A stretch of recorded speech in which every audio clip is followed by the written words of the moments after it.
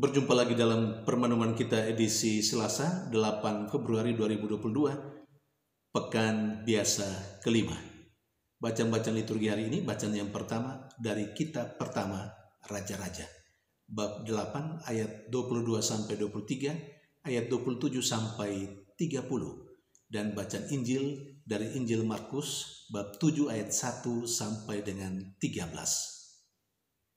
Kedua bacaan liturgi hari ini berbicara tentang rumah Allah, baik dalam arti yang sempit, dalam arti secara fisik, maupun dalam arti yang luas, dalam arti teologis.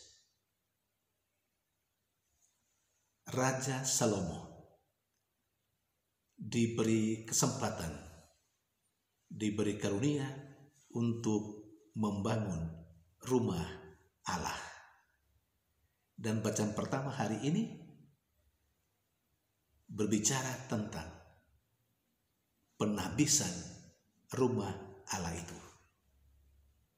Dan pada kesempatan itu Raja Salomo berdoa kepada Allah, berdoa kepada Tuhan, mengucap syukur atas kasih setia Tuhan yang telah menuntun bangsa Israel secara umum, terutama hamba-hambanya yang ia pilih. Dan pada kesempatan itu Raja Salomo juga meminta supaya Tuhan berdiam di dalam rumahnya itu, di dalam rumah Allah yang sudah dibangun oleh Raja Salomo. Dan biarlah nama Allah tinggal di sana. Saudari dan saudara yang terkasih, rumah Allah yang dibangun oleh Salomo adalah tempat untuk berdoa. Rumah Allah dalam arti fisik, dalam arti yang sempit.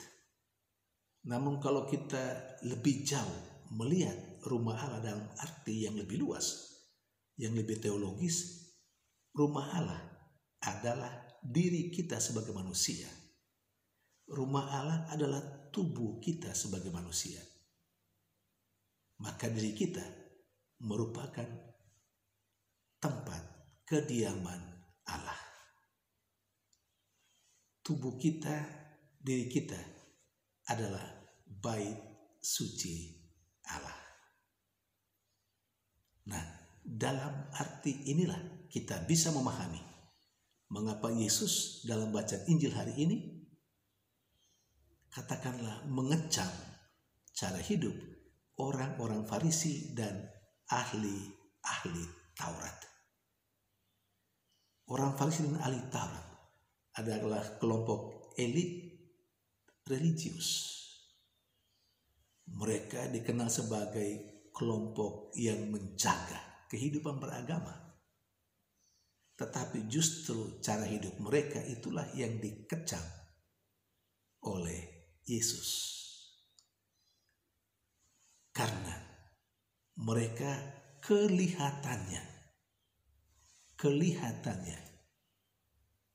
memuji Allah, menyembah Allah. Kelihatannya suci, tetapi itu merupakan kemunafikan belaka, kebohongan belaka. Karena seperti yang dikatakan dalam bacaan Injil hari ini, mengutip apa yang dinubuatkan oleh Nabi Yesaya, Yesus mengatakan, bangsa ini memuji saya dengan bibirnya, tetapi hatinya jauh dari saya. Hatinya jauh dariku. Dan itu menjadi nampak dalam kelompok elit religius, dalam kehidupan orang Farisi dan ahli Taurat. Mereka yang seharusnya menjadi panutan dalam hidup beragama, hidup beriman. Tetapi justru kemunafikan hidup mereka itu yang biasa mereka ungkapkan. Itu yang biasa mereka hayati dalam keseharian.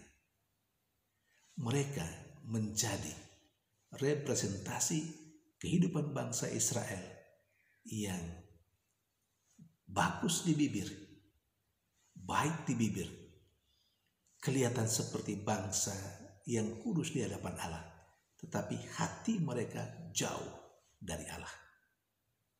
Saudari dan saudara yang terkasih,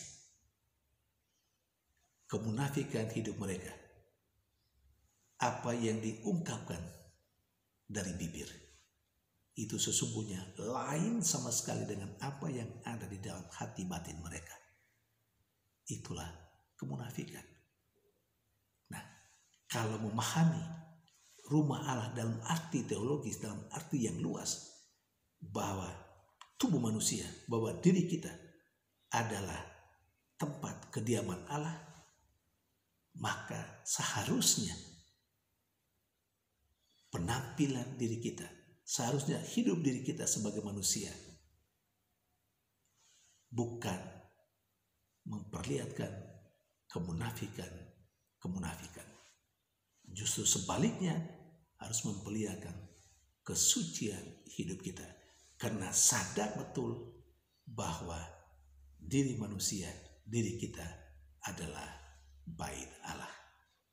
Saudari dan saudara yang terkasih, kalau kita harus jujur, ya kita harus mengakui. Terkadang kita mungkin tidak lebih baik dari orang Farisi dan ahli Taurat yang dikecam oleh Yesus dalam bacaan Injil hari ini. Saudari dan saudara yang terkasih, tidak ada kata terlambat untuk memulai yang lebih baik, yang lebih berkenan pada Allah dan sesama. Mari kita tata kembali kehidupan kita. Mari kita sadar kembali diri kita adalah rumah kediaman Allah, adalah bait Allah. Maka tatalah diri kita sebaik mungkin supaya pantas menjadi tempat kediaman Allah itu. Jaga hati, jaga pikiran, jaga mulut, jaga tutur kata, jaga tingkah laku. Tuhan memberkati.